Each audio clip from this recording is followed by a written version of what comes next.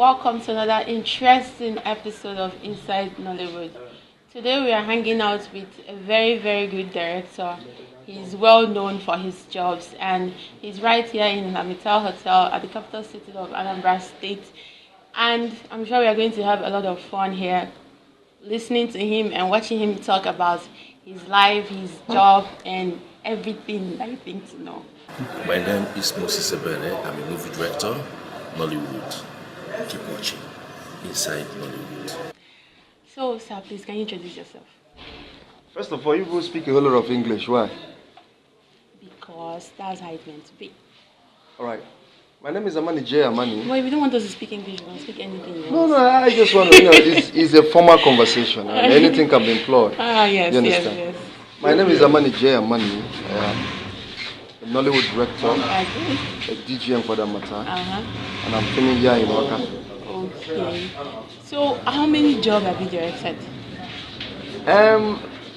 It's not quite much. Some people could say it's much, but for now I have like 15. For how long? And within the space of 3 years. 3 years, 15. Yeah. That's something. Well, you might say it's something, but for me, I think over there, those of them that taught us what filming is all about, Yeah. they could shoot one for like 2 years and they're settled.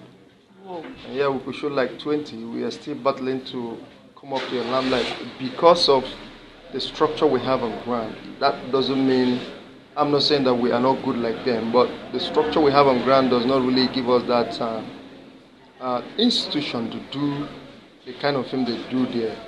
Okay, when you talk about there, do you mean foreign countries? Yeah, foreign country. That's Okay. that's what I mean by that. All right. So, can you tell us a little bit about yourself? Well, Armani J. Armani is a very difficult man. Difficult. Yes, he's a very difficult man. The Why man- difficult? When I say difficult, it's because I wouldn't want you to bend me. Thank you very much. My name is Chief Chiwetalo Ago. Keep on watching this wonderful program, Inside Nollywood. But don't forget, isi afanya mpio, isi puta mba, isi kuteme mba, isi afanya mpio, mpio. We believe that once you cannot be bent, Yeah. that means you are difficult. Difficult in the sense that I wouldn't want you to play somebody who doesn't merit a role into that role. Okay. And when you try to let me know, because probably you are the owner of the film or you are the person that is financing this film, and say this person must be there, and I said it's not good professional, it doesn't, and I said it's not going to work out, and people will look at me as somebody who is so rigid that you cannot bend. That's when I say I'm difficult when it comes to filming. Okay. And I'm the kind of man that believes in merit. Believe people, let them come for audition. If you merit it, I give it to you. Go on. I don't need to know where you're coming from. It's not my As business. being free and fair. Yeah, I believe that. Because even if we are into filming, which I know that filming is an aspect of entertainment, an aspect of morality should be employed. Yeah, you get what I'm saying? Yeah. There are other side of it that people say filming is about bringing in people, exploiting from them, but I don't believe that. I believe that there are some aspect of sanity and morality in filming that people that merited it should be given that opportunity to do what they're supposed to do. Yeah, so that is one aspect of me. On the other aspect of me, I don't really know if you really want to know about my love life. We want to know about everything. I promise them I'm going to tell them everything. That depends on specific. If you ask me, I will now tell you. Okay, childhood first, then we'll go to love life. Well, I grew up from a very humble home. I'm from Imo State, to where precisely. I'm the only son. I have 3 sisters, and my father died many years ago. My mother trained me right from secondary school to college of education. I passed through Armani College of Education, I read political science. Okay. And here am I, traveled to a few places just to make sure I make ends meet. Travel to Equatorial Guinea, travel to Madrid, and travel to. There are some African countries I can know, so one or two where I traveled when I was playing my first professional games as a footballer. Real? Yes, You were a footballer? Yes, I was into footballing then. Whoa. I played for Avon as a captain. I played for West African University Games, and I played for some local leagues before I now traveled to Equatorial Guinea for a proper football institution. There's what they call Atletico Malabo. That's where I played my first professional game. I made a little money. And then I had typhoid then. I couldn't because I was trying to battle with myself. And then I came back here in Nigeria. And before then I left, I had passion for filming. Okay. I love filming. In 1999, I had passion for filming. We wrote together a story called The Super Spirit. Then I really wanted to go into filming properly. I had passion for directing. I didn't just come up to be an artist. I love directing right from time. I said I want to be into directing, I want to learn it. And let me just go extensively to explain more. As much as I want to direct, I looked upon most of the directors in Nigeria. I love them. They are doing very, very well. But I said, I'm going to look up to one man whom I believe they have the same instincts and they have the same pedigree with me, who happens to be Ugezu J. Ugezu. Hello, like I rightly said, my name is Memphis J. Keep watching Inside. Ciao.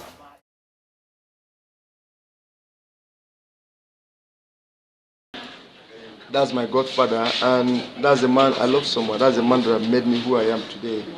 Although I cannot exempt God, God is still there. Of course, number one. But it's the man that has tutored me very well. It's the man that has trained me through the directorial processes. The man that has helped me, equipped me, and pushed me to the limelight. So that is all you need to know about me for now. Except if there is any other thing you need to ask. Okay. Did you ever act?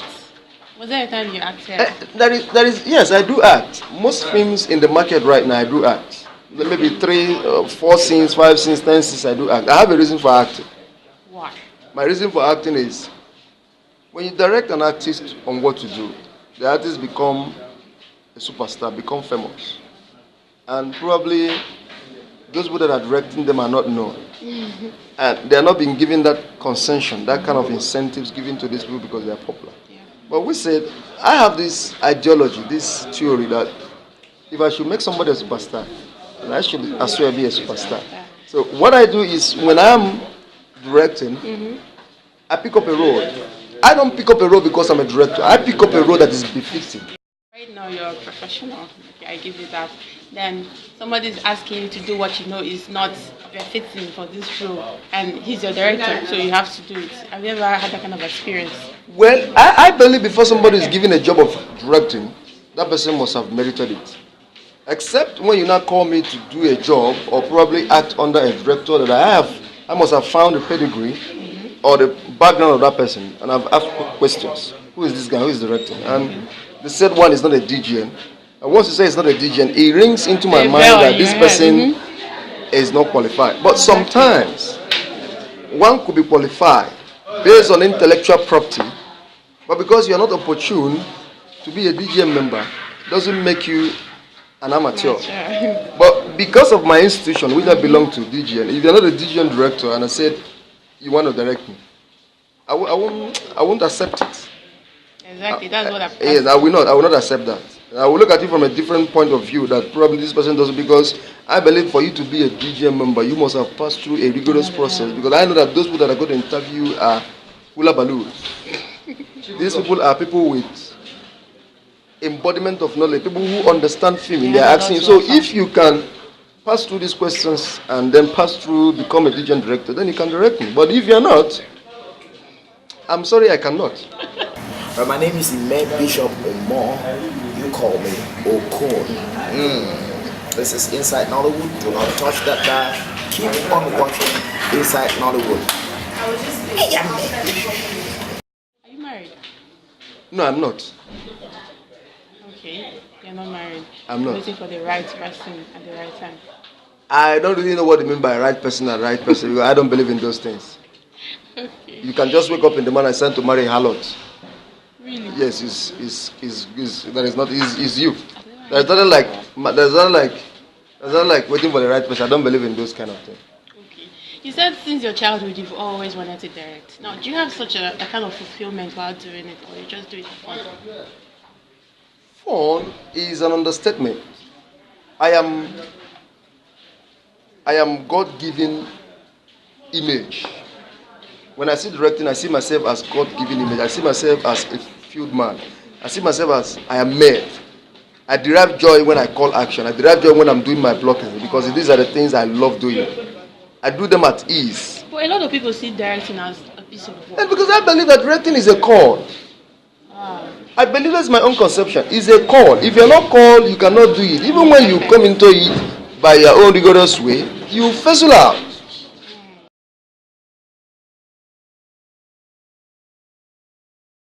A lot of up and coming directors that really, want to be like you. Do you have anything? If you want to be like Armani J, of course you cannot be like me. We don't have two individuals in this world. But you can be more than me. You can have your own specific, dynamic uniqueness. But what I'm saying is that you need to pass through some processes. You need to pass through some rigorous processes. You need to make some sacrifices. You need to learn. You need to cool down. Artists are going to no, because when I started like an AD to Gezu. I was an artist. I was telling people what to do on my own best of ability. An artist who doesn't know you because you came in as an AD will tell you all sorts of things. Who is this one? What are you talking about? Why would you correct me? From where? At that point in time, they are not bringing problem to you. They are not trying to despise you or belittle you, but they are trying to equip you. What they are doing is equipping you for tomorrow. So at that point, but the problem with some of these boys that want to be a director today, they don't want to pass through these processes. They just want to open up. They want to open up one academy and start asking everybody, and that is why if you call me everybody, I get annoyed. Well, that's the usual. No, I don't like it because some people out there who doesn't know the ethics and professionalism of filming and directing answers everybody because they believe that everybody is when it is called, you can grab something from left and right. No. I tell people call me Armani J Armani or you call me director. I don't know what is everybody because a whole lot of people are destabilizing that everybody. So that's my problem. And when I talk very vocal. They say, "In don't come." And when I come, I don't come. That's me. Okay. You want to go to the hospital, and she herself is walking from this side down here. The discussion starts here, and after that discussion, she's going to help you. We don't know where people are going to, but the assumption is that people are going to the hospital because from what we have here, they don't want to go and get drugs. She's going to help you take you here. We'll fed up. Madam, you're coming from this side. She is driving. I will tell you when you're coming. Oh, yeah, let's go. Enter inside your car. Let's go. Drive out the house outside from that gate. Come from that gate. Action, come.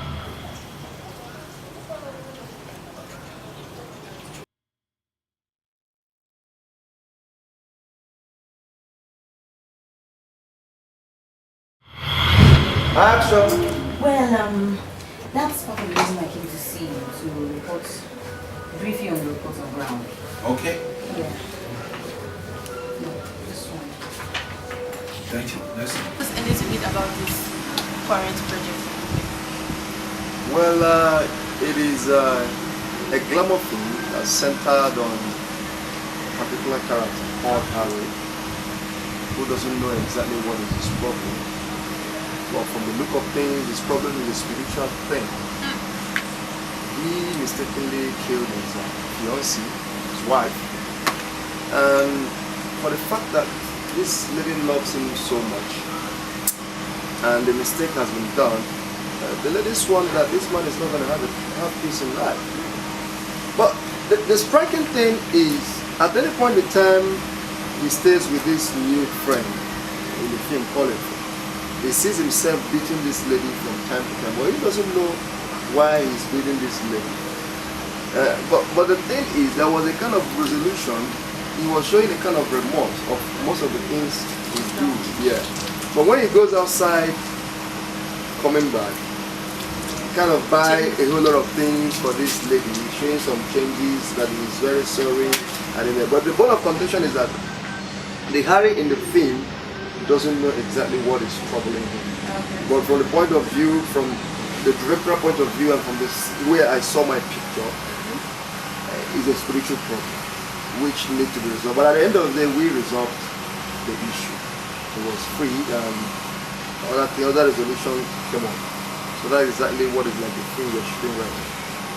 So do you have any challenges or difficulties directing this particular? Yeah, there's a whole lot of conflict and conflict resolution. There are a whole lot of challenges in life, especially when you're shooting films that you have high proficient artists. artists like Bill Edochie, those that believe that things should be done the way it's supposed to be. These are people you cannot just come up and say you're a director and you just want to do everything the way it is. You need to convince them to do that which you want them to do. And these are the kind of artists that I'm talking about. And then other challenges we have when it comes to shooting films is just very natural. Natural in the sense sometimes we have light problems, sometimes we have artist problems. This artist is not around, this artist has gone somewhere, and generator something, the monetary aspect of it, this person is supposed to pay, the crew members have not eaten, all these things boils on you as a director. You need to handle this, and that is why a director is a field marshal, a director is a fan. A director is one that controls, somebody that presides. And once you're presiding, you're presiding in a very subtle manner. So these are some of the challenges but those challenges are just very natural. The ones I see as challenges are those ones that has to do with intelligence. Intelligence in the sense for you to convince your artist on what to do as a director. Those are challenges. But then I wouldn't want any director to see those challenges as something that's going to bring you down. It's a stepping stone to somewhere. Those challenges are going to prepare you to get to a greater height. Because when I'm shooting a film, I'm directing a film, my artists that I'm directing are not asking me some big questions. It's not going to give me a kind of challenge to go in there. Yeah. It doesn't really make sense. I need questions. I need them to ask me questions. That is why you need to study when the script give it to you. Because most of these artists, by virtue of professionalism, you could say they can direct themselves. And so you need to let them know, convince them that this is the kind of picture you have. This is the kind of picture you want to have. So these are the real challenges. But it's natural. And what really influenced you to take up this particular? Well, when I saw the script, I read the script, I saw some loopholes, I saw some things that need to be done. Yes, to make it a believing document. It is a sketch. I look at the sketch, I said, well, it strikes a whole lot of things. It's a family program. We need to be very, very careful on the way we handle issues in the family. Things should be solved in the family in a roundtable conference, in a democratic way, not in violence. So it's a script. I'm trying to disseminate information to people out there. Every script must have a very believing information. That's why I decided to pick up this. So let me just take this thing and then pass information to people. That whatever you're going to do in your family, you should have a roundtable conference. It should let it be a democratic environment so that things will be harmonized. Yeah. Thank you so much for your time. No problem. They used to tell us here when we Africans live on trees, and I said no. That we are born with tails, and I said no. They said that's what movies have taught them. Yeah. So the presidency of AGN from time immemorial has not held matters in Actors Guild of Nigeria, and I'm not happy about it. Okay, so if you made the president of AGN right now, what will you do to implement it? The truth is that I know the policies that will uplift us spiritually, physically. I'm happy you asked this, so I'll just clear right now, because a lot of people think it's nobody's going to connect you. You want to get into Nollywood, you start from the scratch. You get in, do all the hustling, do all the waka pass and everything. If you're destined to be there, you're going to be there. My father is just an actor at that time. Probably he's not a producer. He's not a marketer. So it wasn't like he didn't do anything for me. Started from the scratch. I did all the little roles, and God said I'm supposed to be here, and I'm here. I want to seize this opportunity to introduce our new wife this Valentine's Day.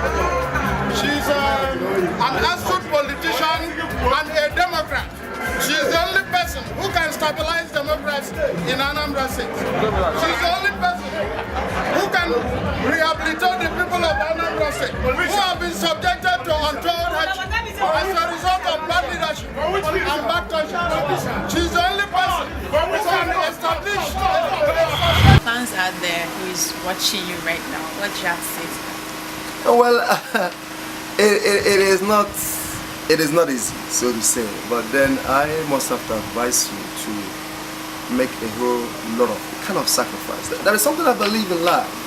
When you make a move, God will follow you. You don't expect God to send manna from heaven. You need to make a move. And then whenever you are sacrificing to get something, just believe that those sacrifices you have made at that point in time is really going to yield something for you. But my advice to you is to pipe low. Do the ones you can do and allow God to do the rest for you. But the most striking and important thing for you to do, talking to you right now, is to make a move. If you make a move, God will follow you.